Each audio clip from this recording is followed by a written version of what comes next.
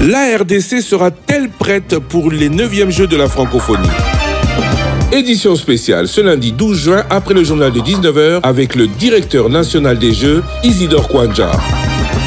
Édition spéciale, une émission réalisée avec la participation exceptionnelle de Jean-Pierre Kibambi Chintois.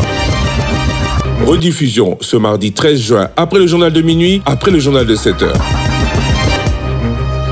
Mesdames, Mesdemoiselles, Messieurs, bonsoir et bonjour. Ça dépend de l'heure à laquelle vous nous recevrez chez vous. C'est un plaisir pour Top Congo et Numérica d'accompagner, n'est-ce pas, la préparation des 9e Jeux de la francophonie. Alors, pour recevoir le directeur national de ces Jeux, Monsieur Isidore Kwanja Ngembo, Christian Lussakweno et moi-même. Christian, bonsoir, et vous avez le reste. Bonjour, bonsoir, merci Monsieur Jean-Pierre Kibambi Chintois. Les Jeux de la francophonie, c'est une grande messe qui réunit les jeunes et les artistes issus des 5 continents pour pratiquer leur sport et leur art, mais aussi des échanges culturels. Formidable tremplin pour les jeunes talents préparant aux Jeux Olympiques et à une carrière internationale. C'est donc une véritable opportunité qui ne se présente qu'une fois tous les 4 ans. Je vais citer Isidore Kwanja Ngembo. Nous avons voulu organiser ces Jeux à Kinshasa et nous travaillons fort pour offrir les meilleures conditions à tous les jeunes athlètes et artistes qui viendront aux 9e Jeux de la francophonie dans la plus grande ville francophone du monde. Il a cité Kinshasa, le directeur national des Jeux, qui est, vous l'avez dit, notre invité. Avant de vous interroger, bonjour Monsieur Kwanja. Bonjour. Avant de vous interroger, je nous invite à suivre ce petit reportage sur la tournée à laquelle vous nous avez conviés sur les travaux d'organisation de ces Jeux.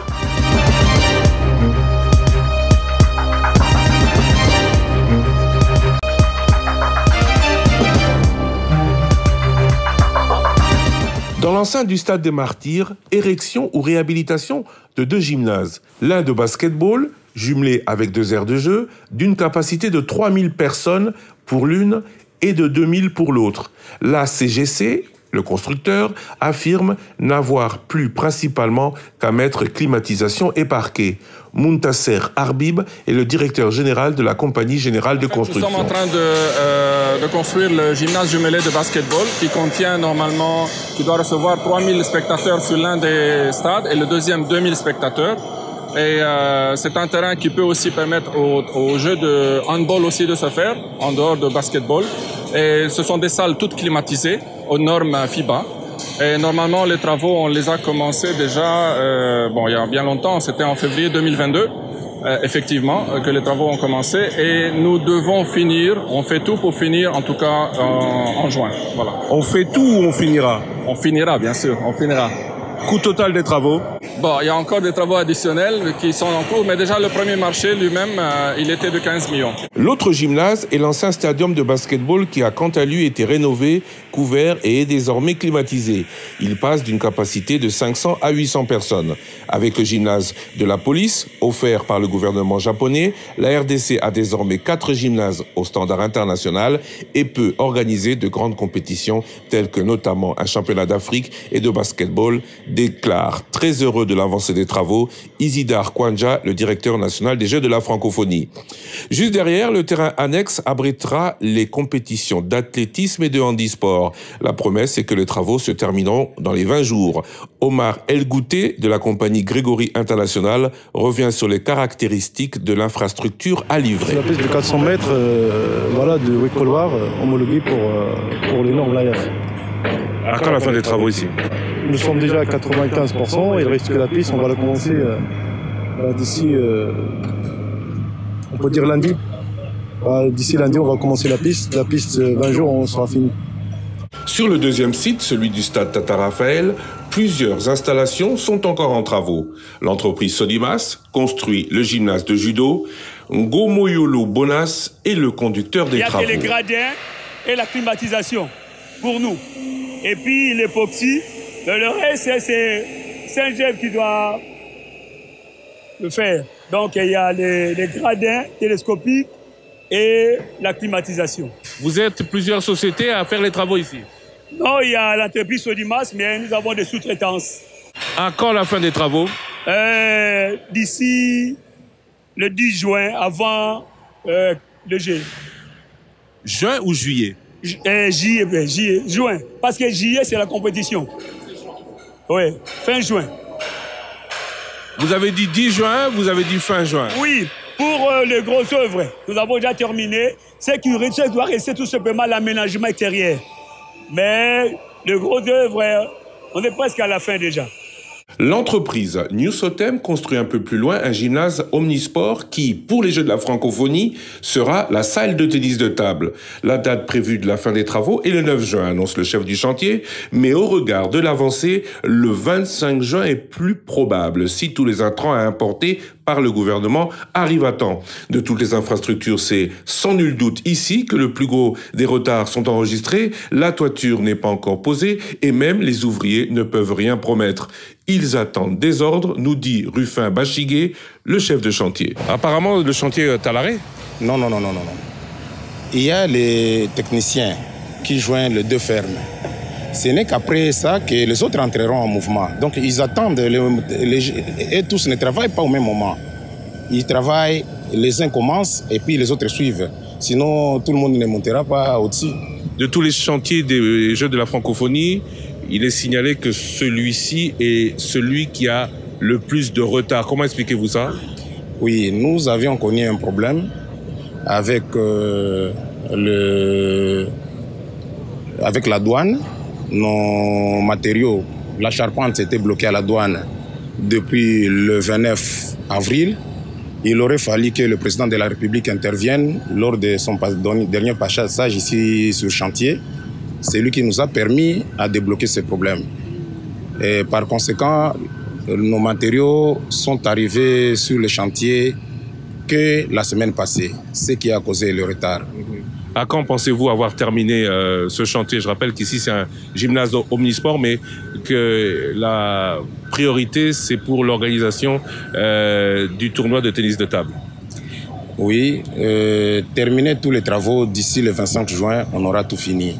Parce que le plus grand travail qui nous restait, nous, c'est la toiture. Mais sinon, d'autres compartiments sont presque finis. Qu'est-ce qu'il reste à faire? Il reste, on termine la toiture. Après la toiture, on va poser les sièges et traiter l'heure de jet. Tout sera terminé le 25 juin. D'ici le 25 juin, s'il y a plus, parce que nous avons encore d'autres matériels qui se trouvent dans des aéroports, oui, des entrepôts en Europe. Si le transport est assuré, le 25 juin, on aura tout fini. Autre infrastructure en construction, celui de la lutte africaine. Elle se tiendra sur le site du futur stade d'entraînement Oujana, qui ne nécessite pas beaucoup d'infrastructures, nous dit le directeur national des Jeux. En face, les travaux du village qui étaient arrêtés ont repris, même si les athlètes seront désormais tous logés à l'Unikin, rappelle Isidore Kwanja. Certaines délégations voudraient limiter le déplacement de leurs membres. Donc, les travaux continuent. Travaux aussi en cours, ceux du stade Tata Raphaël proprement dit, où nous rencontrons le directeur national des Jeux, Isidore Kwanja, avec qui nous faisons un premier point sur l'évolution des travaux. Il y a encore apparemment beaucoup de travaux ici. À quand la fin? Il y a beaucoup de travaux, mais les travaux les plus importants, c'est notamment aménager les terrains de football et aménager les vestiaires et les sanitaires. Parce que, comme vous savez, c'est un stade mythique. C'est ici qu'il y a eu les combats du siècle qui a affronté les deux boxeurs Georges Foreman et Mohamed Ali. Et on est en train maintenant de réhabiliter ce stade et qui sera un bijou après. Parce que là, les travaux qui sont faits ici, là, on est en train de faire tous les travaux de la plomberie, de l'électricité, de l'eau. On a renforcé les piliers pour que ce stade puisse servir encore plusieurs années à la jeunesse congolaise. Et pour qu'il soit homologué pendant longtemps? Justement, les travaux qui sont en train d'être faits ici, c'est justement pour qu'on puisse le présenter et qu'il soit homologué. Homologué par les fédérations africaines, mais Question du jour, la francophonie va-t-elle donner son aval pour les travaux en cours, notamment ceux des stades dont de nombreux ne sont pas encore achevés? Le directeur national est très optimiste, particulièrement quant au logement.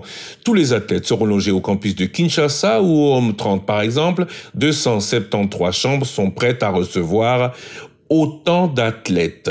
2 par chambre. 3500 au total sont attendus en juillet. La RDC qui sera prête à accueillir tout ce monde, nous dit la francophonie. Mais qu'en pensent les responsables chantiers? Jean-Robert Kabamba est le directeur technique de l'EGECOC, entreprise générale de construction de Kinshasa. Combien y a-t-il de chambres dans le Home 30?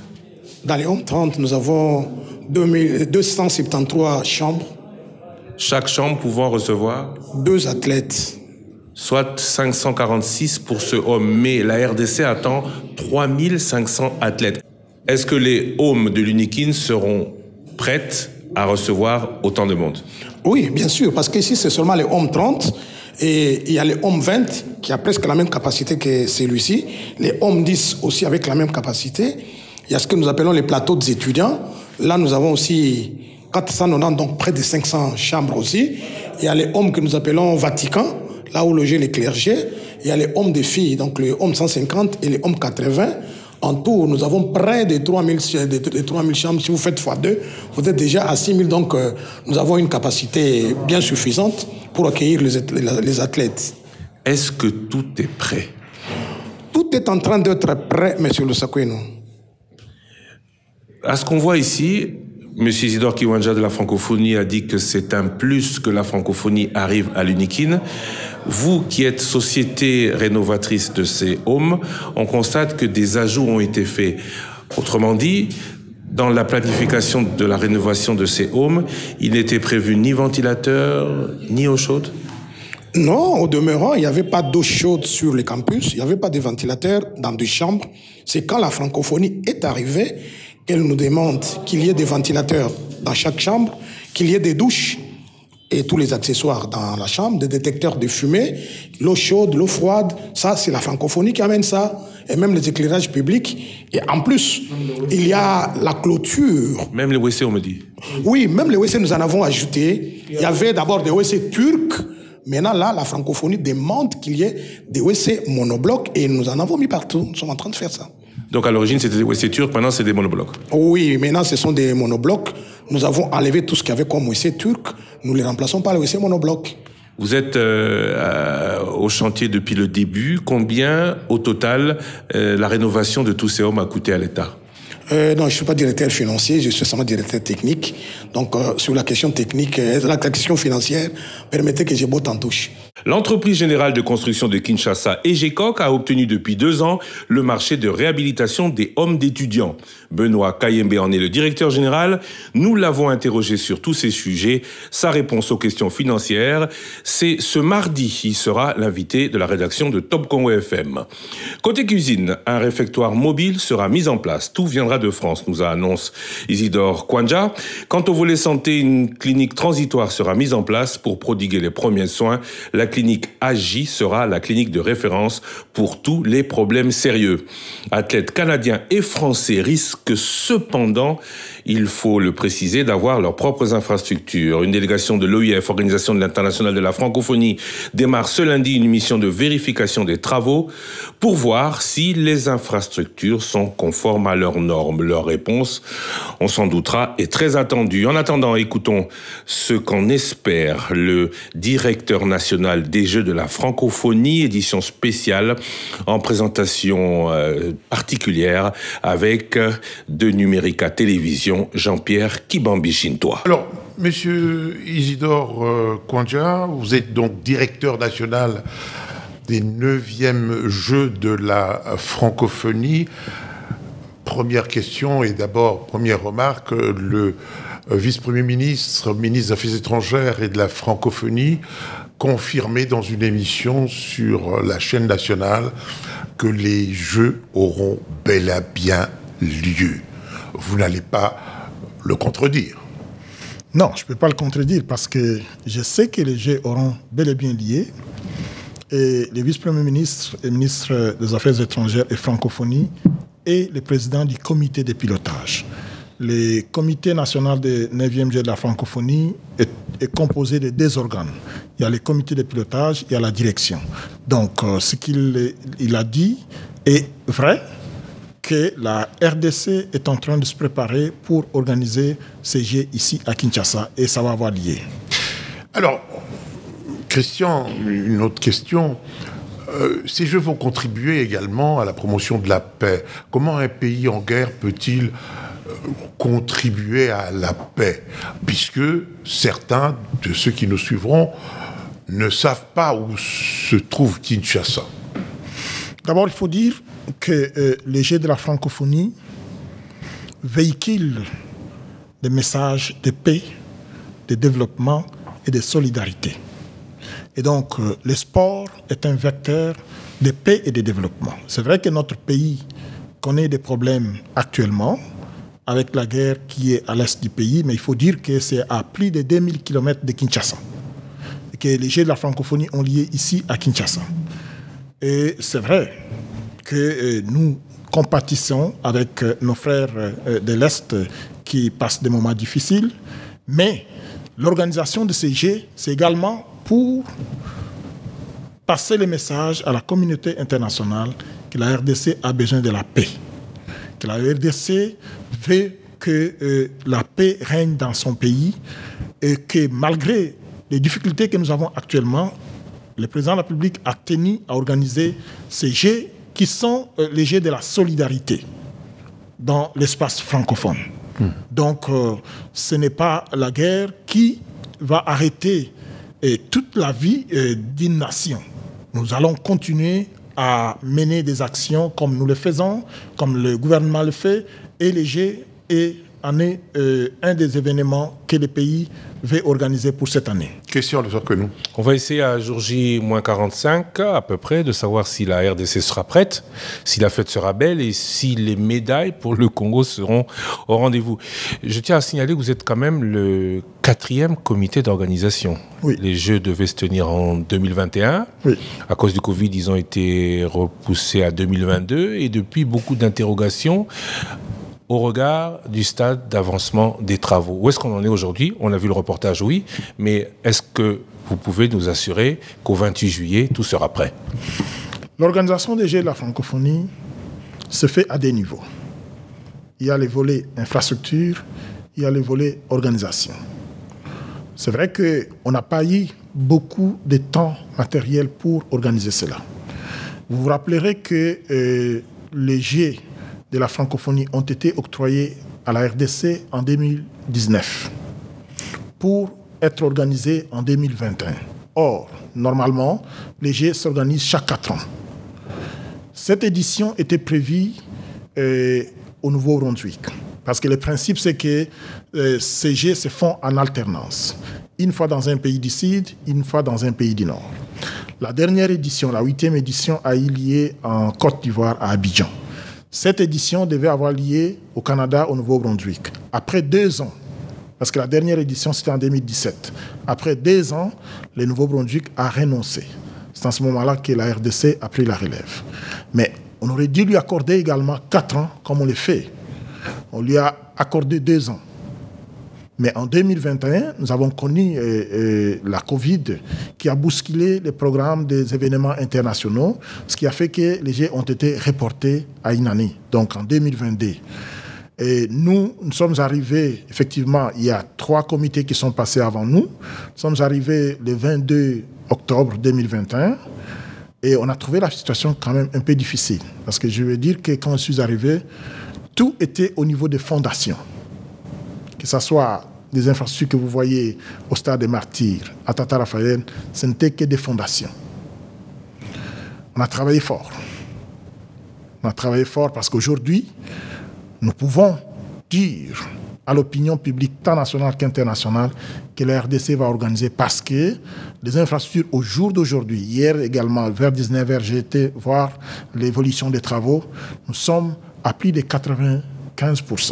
Oui, on en parle notamment de problèmes de fourniture. Comment est-ce que vous expliquez ce nouveau ou ces nouveaux retards? Est-ce que vous pouvez nous garantir aujourd'hui que tout ce dont on a entendu, tout ce qu'on a entendu dans le reportage, telle pièce manque, la douane, que tout est arrivé?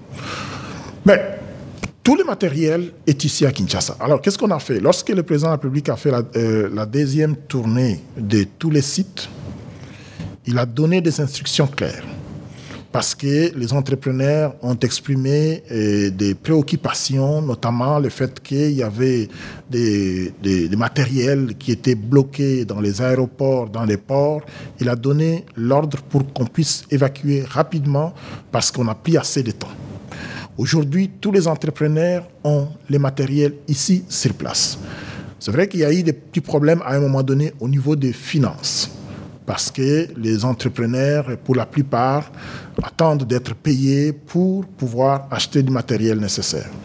Mais au jour d'aujourd'hui, les efforts sont en train d'être faits. Le gouvernement est en train de mettre des moyens. Vous savez, notre pays a beaucoup de priorités. Mais celle-ci aussi, c'est une priorité. Et donc, les efforts sont en train d'être faits. Je peux rassurer l'opinion publique nationale et internationale que la RDC va organiser ces jeux, que la RDC est déterminée à ce que ces jeux soient un succès. Rappelez-vous que le président de la République, lorsqu'il a fait ses vœux de fin d'année 2022, il a annoncé que pour 2023, il y a 3 événements importants. C'est la visite du pape, c'est les Jeux de la francophonie et c'est les élections. Et vous avez vu, la visite du pape, personne ne croyait que ça pouvait se passer sans dégâts. Et ça s'est très bien passé. Il n'y a pas eu mort d'homme, il n'y a pas eu bousculade. Et c'est ce que nous voulons aussi pour les Jeux de la francophonie. Le président de la République lui-même a fait des descentes. Le Premier ministre en a fait autant. Les différents ministres en ont fait autant. Dernièrement, j'étais d'ailleurs avec les ministres des Ressources hydrauliques et électricité qui y étaient accompagnés du PDG de la Régie des eaux et de la SNEL, qui sont allés voir toutes les infrastructures, parce que vous savez, l'eau et l'électricité, c'est capital. Donc, ils sont allés voir pour justement prendre toutes les dispositions nécessaires pour que, pendant les Jeux, que nous ne connaissions pas de problème de coupure de l'eau et de l'électricité. S'il y en a, au moins il y a des équipes immédiatement qui vont prendre la relève pour réparer cela. Donc nous sommes en train de travailler jour et nuit. Je peux rassurer tout le monde que le gouvernement est décidé à organiser ces Jeux et est décidé à ce que cela soit un succès. Mm-hmm. Quel a été votre secret là où 4 ou 3 comités n'ont pas réussi? Le secret, c'est lequel d'avoir réussi ce pari là où d'autres ont échoué? Ça, je ne saurais pas le dire, mais je pense que, il y a eu les sérieux que nous avons mis, la rigueur. Moi, quand je suis arrivé, j'ai trouvé beaucoup de problèmes. Dans la presse, quand on parlait déjà de la francophonie, ce n'était que des détournements, des choses comme ça. Quand je suis arrivé, le même mois, j'ai demandé que l'IGF affecte les inspecteurs chez nous. J'ai fait la remise reprise le 8 novembre. Le 24 janvier, l'inspecteur général chef de service a affecté des inspecteurs chez nous. Et qu'est-ce qu'ils font comme travail? Chaque semaine, nous faisons un plan de décaissement de tout ce que nous allons dépenser pendant la semaine. Nous soumettons cela aux inspecteurs de l'IGF qui approuvent. Ce qu'ils ont approuvé, c'est ce que nous dépensons. Ce qu'ils n'ont pas approuvé, on ne dépense pas. Et cela a fait que il y avait des fois, il y a des pressions qu'on a subies, ça je dois le dire, mais chaque fois que je faisais passer une dépense et qui n'était pas très bien présentée, je veux dire, l'IGF bloquait et on ne payait pas. Je pense que ça aussi, ça a aidé. Ça a aidé beaucoup, mais il y a la rigueur que nous avons mis. Moi, quand je suis arrivé, j'ai eu beaucoup de difficultés. C'était le premier mois, j'avais beaucoup de difficultés de comprendre comment le système fonctionne. Et je trouvais un personnel qui avait déjà peut-être d'autres engagements parce que j'avais à peu près 220 employés. Il y avait presque une cinquantaine qui ne faisaient rien, que j'ai mis en congé technique. Ils ne faisaient rien, mais ils étaient payés. Qui étaient là, qui étaient payés. Je prends par exemple, j'ai trouvé un restaurant donc au sein du comité avec 7 employés, mais le restaurant avait cessé de fonctionner il y a 3 mois. Mais les employés étaient là à rien faire. Et à la fin du mois, ils étaient payés? À la fin du mois, ils étaient payés. Et c'est ce qui est arrivé le premier mois. J'ai trouvé des employés, à peine 50 personnes, si les 150 que j'avais gardés, à peine 50 venaient au travail régulièrement. Alors, ce que j'ai fait, c'est que j'ai instauré le système. J'ai dit, chaque matin, chaque employé doit signer la présence. À la fin de la journée, il doit également signer. À la fin du mois, on compte le nombre de jours, on paye. Et cela a fait que ça a discipliné tous les employés. Il y a eu un peu de rigueur, la transparence. Et j'étais très rigoureux, surtout pour les dépenses. Jusqu'à ces jours, il y a des gens qui disent, voilà, il est chiche et tout ça, mais je pense que ça a aidé pour qu'aujourd'hui, avec le peu de moyens qu'on a mis à notre disposition, on a fait des efforts. Aujourd'hui, on peut croire que les Jeux vont avoir lié, et moi, je suis le premier à croire. Christian. Lors de la dernière visite du président, on a évalué les travaux à 70%. Aujourd'hui, vous nous parlez de 95%. Est-ce que vous pouvez nous dire ce qui reste à faire en rapport avec le cahier des charges, secteur par secteur? Ce qui reste à faire pour les infrastructures, en tout cas les gros, c'est les systèmes de climatisation centrale. Ça, c'est pour les gymnases? Ça, c'est pour la plupart, tous les gymnases. Parce que ce qui est arrivé, c'est que les entrepreneurs ont fait des travaux sans tenir compte du cahier des charges qui était proposé par le comité international de la francophonie. Le comité a exigé une climatisation centralisée parce que ça fait moins de bruit. Alors qu'ils ont préféré mettre les splits, tout ça, qui faisait beaucoup de bruit dans une salle qui va contenir à peu près 2000 à 3000 personnes. Donc c'était insupportable. Donc on a dû changer cela et les entrepreneurs étaient obligés de commander des systèmes centrales de climatisation. Et ça, il y en a qui ont déjà réceptionné, qui sont en train d'installer. Il y en a d'autres qui attendaient et qui ont reçu tous, qui installent maintenant. Et j'espère, selon ce qu'ils m'ont dit, d'ici le 30 juin, on aura fini complètement avec les infrastructures, avec tous les travaux. Maintenant, sur le plan de l'organisation, les Jeux de la francophonie, pour organiser, en fait, c'est quoi que nous faisons en tant que comité national? Nous mettons à disposition des athlètes la logistique nécessaire. Les règles des Jeux ce sont les fédérations internationales et les fédérations nationales qui font respecter les règles des Jeux. On va éviter les arbitres des touches internationaux qui viendront, les juges des touches et autres qui sont là pour faire respecter les règles des Jeux. Mais nous, qu'est-ce que nous offrons? Nous offrons la logistique. C'est-à-dire que nous offrons le transport, l'hébergement, la restauration. Nous devons nous assurer qu'ils sont dans les conditions sécuritaires, donc la sécurité et la santé. Donc ce sont les 5 points clés. Et les infrastructures. Maintenant, pour organiser les compétitions, ce sont les fédérations qui interviennent au niveau national et au niveau international pour faire respecter les règles des Jeux. Alors, qu'est-ce que nous avons fait? Pour la sécurité, nous avons contracté avec une agence privée, Delta Protection, qui est ici à Kinshasa, qui protège la plupart d'ambassades et d'entreprises ici dans la ville, parce que c'est une recommandation du comité international et même de la FIFA, qui exige qu'à l'intérieur des aires des Jeux, qu'il n'y ait pas des hommes en uniforme. Donc, nous avons contracté avec cette agence qui va assurer la sécurité à l'intérieur des aires des Jeux, en mettant les portiques à l'entrée pour savoir les personnes qui rentrent, est-ce qu'ils ont une arme, par exemple, ou quoi que ce soit. Donc, on prend toutes ces dispositions-là. Et à l'extérieur, nous avons donc la police, l'ANER et la DGM vont mettre à notre disposition 4500 agents pour assurer la sécurité à l'extérieur des aires des Jeux, au village et dans les hôtels où seront logées les délégations.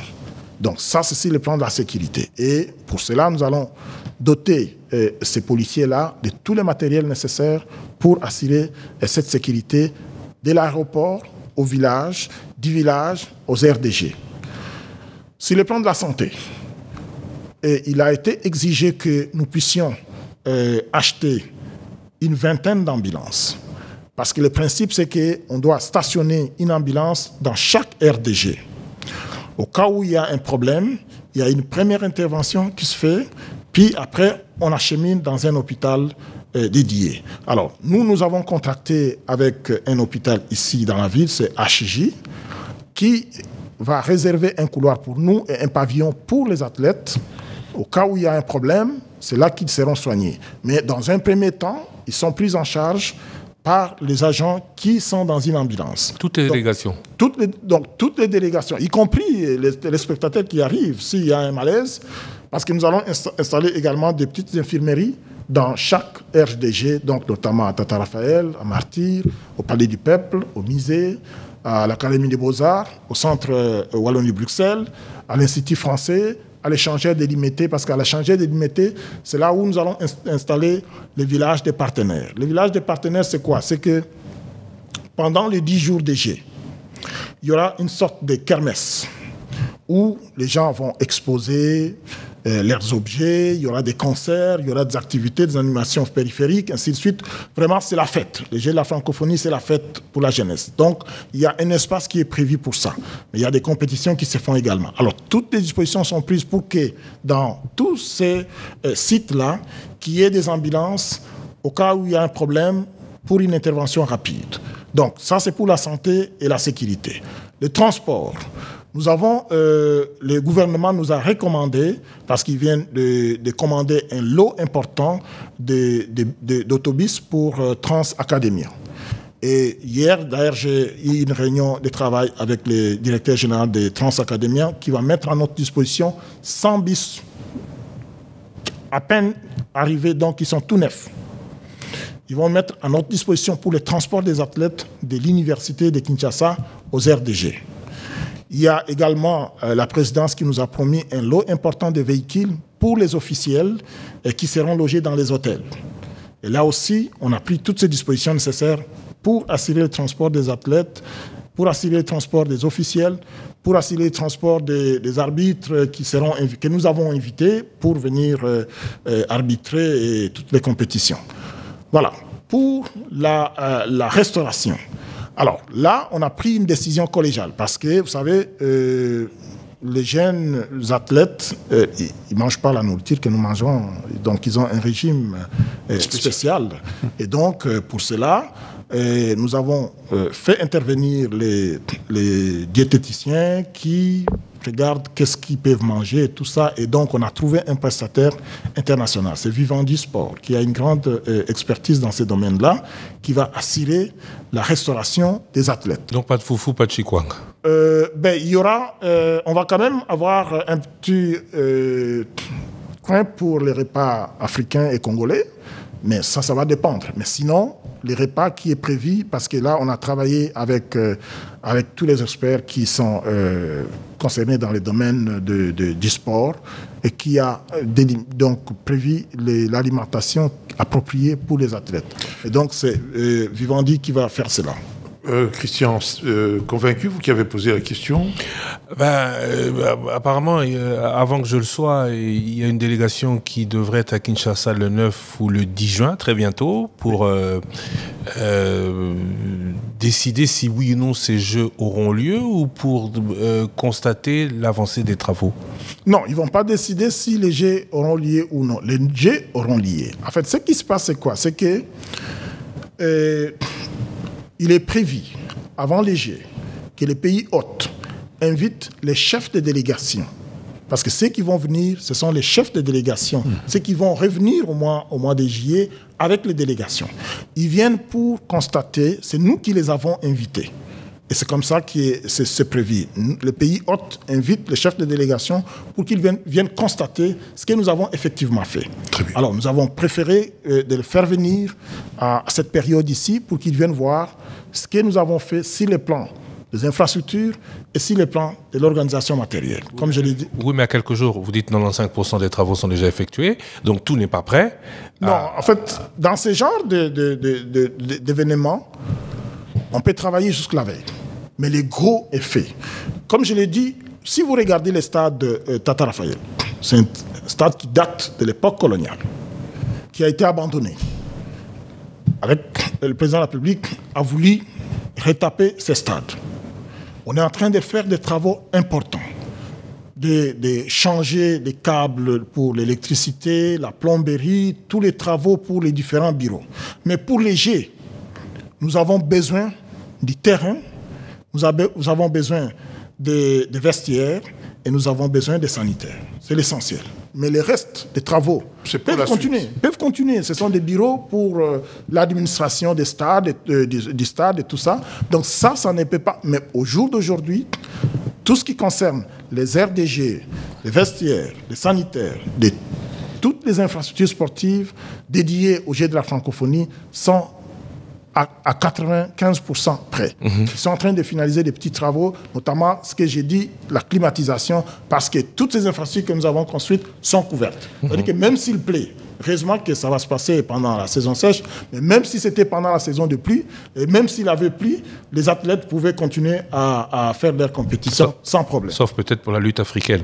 Un récent test event a été organisé avec les délégations venues d'Angola et du Congo-Brazzaville. Est-ce que la RDC a depuis corrigé les failles? Est-ce qu'on sera fier de ce qui sera fait? On sera fier parce que déjà, il faut dire que c'était un succès. C'était un succès, ça nous a permis de constater quelques failles, comme vous le dites, et nous allons organiser encore d'autres test events, justement pour nous assurer que les moments venus, que ça ne soit pas des surprises, que ce soit des choses que nous avons vécues, que nous avons corrigées avant les Jeux. Et donc, nous sommes très confiants, nous travaillons fort, nous avons une équipe efficace. Les jeunes gens qui travaillent avec moi, aujourd'hui, ils ont une grande expertise et j'espère qu'après ces Jeux de la francophonie, ils auront l'occasion d'organiser d'autres événements et on aura après ces Jeux, une expertise nationale qui peut organiser de tels événements dans les années à venir. Comme Christian Lusakweno est convaincu, on va peut-être passer aux Jeux. Il y a 9 disciplines sportives et les concours culturels. Est-ce que la République démocratique du Congo a aligné les athlètes et dans toutes les disciplines et également au niveau de la culture? C'est une question, ce sont des questions que j'aurais bien voulu poser au ministre du Sport et de la Culture. Enfin, vous êtes quand même informé là-dessus. Oui, nous sommes informés parce que nous sommes, la RDC, nous sommes pays organisateurs, nous sommes également pays participants. En tant que pays participants, nous devons notamment contribuer, c'est-à-dire que chaque athlète doit payer 400 €. C'est-à-dire son gouvernement doit payer 400 € par athlète. Et la RDC a aligné 361 athlètes, 45 artistes. Ce qui fait à peu près 401 ou 400, oui. 450, 180 000 €. Oui. Et donc, nous sommes, en tant que pays participants, nous devons également contribuer pour nos athlètes. Nos athlètes seront également logés en même temps que les autres athlètes au village des Jeux. Et nous sommes en train, vous voyez, moi je suis tout le temps dans les médias sociaux, je regarde un peu, je vois les jeunes gens qui sont très motivés, qui s'entraînent, qui se préparent à gagner les médailles. Et ce que nous allons faire à partir du début du mois de juillet, une fois que nous aurons réceptionné les clés de toutes les infrastructures, nous allons mettre ces infrastructures à la disposition de nos athlètes pour qu'ils aient le temps de s'entraîner et d'avoir un avantage comparatif par rapport aux autres. Parce qu'ils vont connaître le terrain et tout ça. Oui. Et ils auront vous pensez vraiment qu'on va récolter quelques médailles? Je suis sûr que nous allons avoir plusieurs médailles. D'abord parce que nous avons le public avec nous. Déjà ça. Et puis, lorsqu'ils vont s'entraîner sur le terrain, ils auront l'avantage de connaître bien le terrain. Et je crois que les Congolais vont gagner suffisamment. Mais il y a des Congolais qui ne voient pas ces athlètes en train de s'entraîner. Bon... cette question-là... Vous dites qu'ils s'entraînent, mais on ne les voit pas. Je ne sais pas. Ils ne vont pas être dans la place publique. Ils vont être dans En fait, l'idée, c'était, je pense, à la dernière réunion du comité de pilotage, il avait été décidé que tous les athlètes devaient être internés quelque part pour éviter des distractions. Et je pense que cela est fait. Mais comme je l'ai dit, toujours, il faut faire la part des choses. Moi, en tant que directeur du comité national, je m'occupe de ma fonction de directeur organisateur, donc en tant que pays organisateur. Mais en tant que pays participant, c'est pour le volet sport, c'est le ministre des Sports ou les ministères des Sports. Pour le volet culture, c'est le ministère de la Culture. Il était prévu que nous soyons tous là, mais je pense qu'ils ont plusieurs occupations. Ça n'a pas permis qu'ils soient avec nous aujourd'hui. Mais cela n'empêche que je peux vous assurer que nous prenons toutes les dispositions nécessaires parce que nous voulons en même temps organiser, mais nous voulons également que nos jeunes puissent gagner des médailles. Organiser, gagner... mais les autres ne viendront pas pour perdre non plus. Les autres, d'ailleurs, qui sont-ils? Qui vient exactement? Quels pays répondront au rendez-vous? Il y a plusieurs pays qui viendront. Il y en a 42 qui s'étaient inscrits au départ. Il y a 40 qui ont confirmé leur participation. Et nous, au jour d'aujourd'hui, nous comptons autour de 3800 et les confirmations continuent. Donc je pense que nous allons atteindre les 4000 athlètes qui viendront ici des 40 pays. Récemment, le Canada a émis quelques doutes. C'est vrai que c'est eux qui devaient organiser au New Brunswick, vous l'avez dit. Mais peut-être encore problème quant à l'organisation de la santé. Est-ce que... J'ai reçu, il y a 2 semaines, il y a une délégation d'une dizaine d'experts du Canada, spécialement, qui sont venus du Canada. Parce que vous savez, le Canada... il y a 3 gouvernements qui sont membres à part entière de l'Organisation internationale de la francophonie. Il y a le Canada fédéral, Québec, le fédéral, Québec, et le Canada Nouveau-Brunswick. Alors les 3 délégations étaient ici. Nous sommes allés avec eux à l'université de Kinshasa. Ils ont même choisi les hommes où ils vont loger leurs athlètes. Ils nous ont même demandé des espaces parce qu'ils voulaient avoir leur propre infirmerie. Et nous avons disponibilisé tout cela. Nous travaillons sérieusement.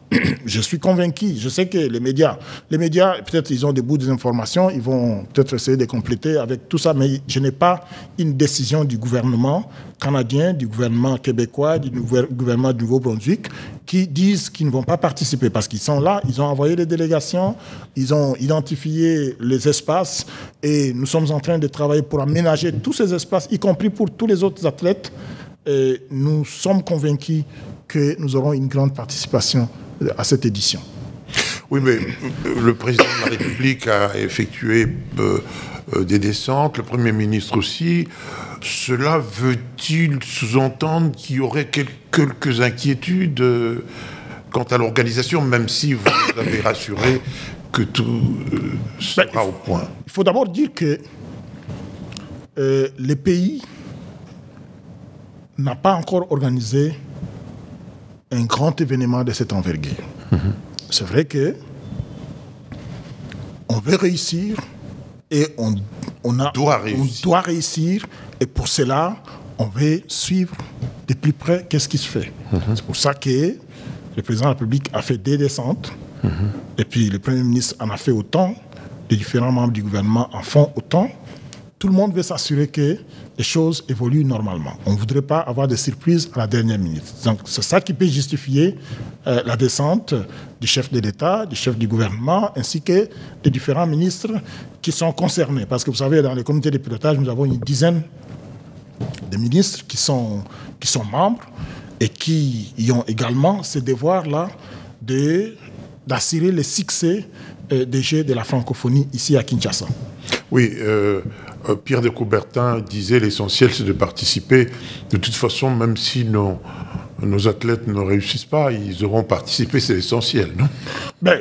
Non, pas seulement lui qui a dit ça, mais les Jeux de la francophonie, c'est aussi ça. C'est-à-dire qu'il y a derrière ça, on veut véhiculer les valeurs de la francophonie qui sont la liberté d'expression, les droits de l'homme, la démocratie. Ce sont des valeurs et on veut inculquer ces valeurs-là à la jeunesse francophone. C'est aussi les Jeux de la solidarité. Donc, l'essentiel, ce n'est pas forcément de gagner des médailles, mais de participer, mais aussi de gagner des médailles. Parce que pour un jeune qui a gagné sa médaille, en tout cas, c'est un honneur, c'est un plaisir pour lui. Et il est fier de lui. Et lorsqu'il sera grand, peut-être dans son bureau, il va accrocher sa médaille derrière son bureau. Donc c'est une fierté pour un jeune qui gagne une médaille. Donc nous souhaitons ardemment que nos jeunes puissent gagner également des médailles.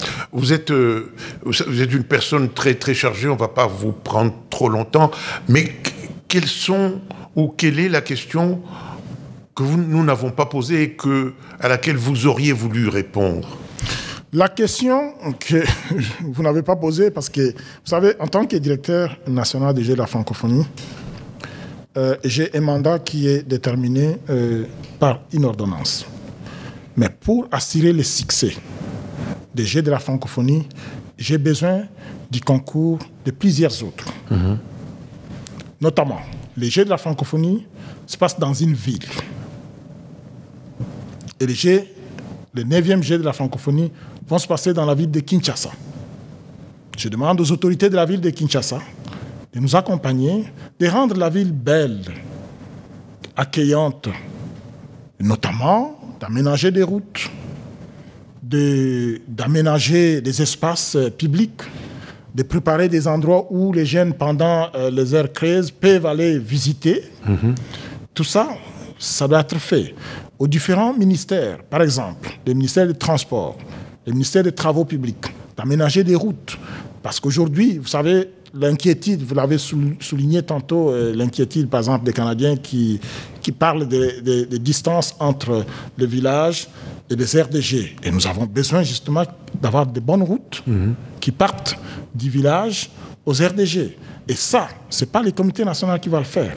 C'est les différents ministères, chacun dans son secteur, d'apporter sa contribution pour que nous puissions réussir à organiser, pour que les jeunes qui viendront ici, parce que vous savez, les journalistes, vous savez mieux que moi, ben, ils vont aller filmer là où ça ne marche pas.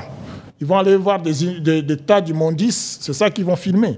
Et nous souhaitons que tout cela disparaisse de la ville. Et ça, je demande à tous de mettre la main dans la pâte pour que nous puissions donner une bonne image, parce que dans l'organisation de cet événement, ce que nous voulons, c'est qu'on puisse donner une bonne image à l'international. Et cette bonne image passe par l'organisation de... Très bien. Vous savez, le Congo, c'est le grand pays de la musique.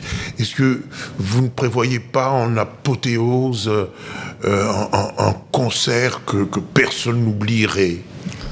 Nous sommes en train de travailler, je ne vais pas le dire ici, mais à la cérémonie d'ouverture, nous n'aurons pas besoin d'aller chercher un artiste ailleurs. Nous en avons autant ici dans notre pays et nous allons chercher le meilleur qui va animer, et ça sera un succès, je crois.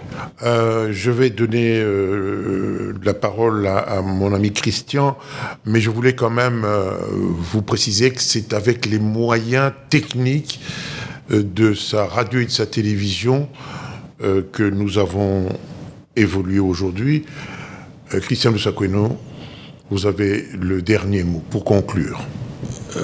J'aurais voulu juste, si vous l'autorisez, une dernière question. Qu'est-ce qu'on n'a pas dit? Qu'est-ce que vous attendez? Les médias, vous ne nous avez pas cités.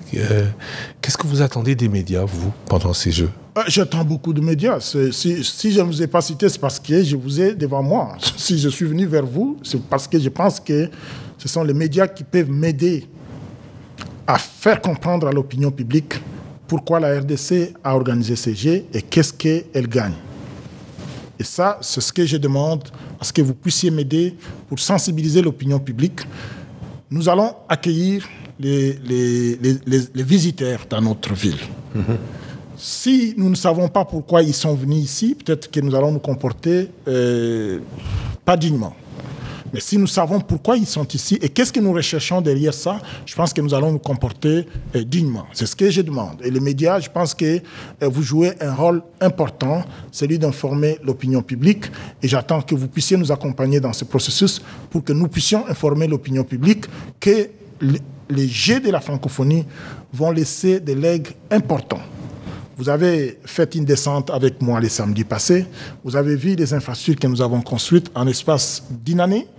Ces infrastructures vont être utilisées pendant 10 jours DG, mais ils vont être utilisées pendant plusieurs années par nos jeunes Congolais. Ce sont des investissements importants qui sont faits. À l'Université de Kinshasa, nous avons fait des investissements importants.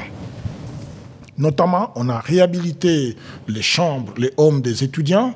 On est en train de réhabiliter la voirie au niveau de l'université. On a clôturé les halls de l'université pour sécuriser les étudiants. Et on est en train de déployer la connexion Internet, donc la fibre optique jusqu'à l'Université de Kinshasa. Et les jeunes vont avoir la connexion Internet pour faire des recherches. Tout ça, ce sont des investissements qui sont faits. Et ça va rester pour la jeunesse congolaise. Les Jeux de la francophonie, tout comme les Jeux olympiques, tout comme les Jeux du Commonwealth, il y a beaucoup à gagner pour un pays organisateur. Il y a des retombées économiques. Il y a des retombées politiques, il y a des retombées diplomatiques importantes. Parce qu'il y a ce qu'on appelle la diplomatie sportive. Donc c'est ce qu'est à l'ouverture, à la cérémonie d'ouverture, le président de la République va inviter ses homologues chefs d'État qui viendront ici à la cérémonie d'ouverture. Ils ne vont pas parler que sport, ils vont parler d'autres choses. Et ça sera une opportunité également pour notre pays d'exposer ses problèmes et de rechercher les solutions auprès de ses partenaires.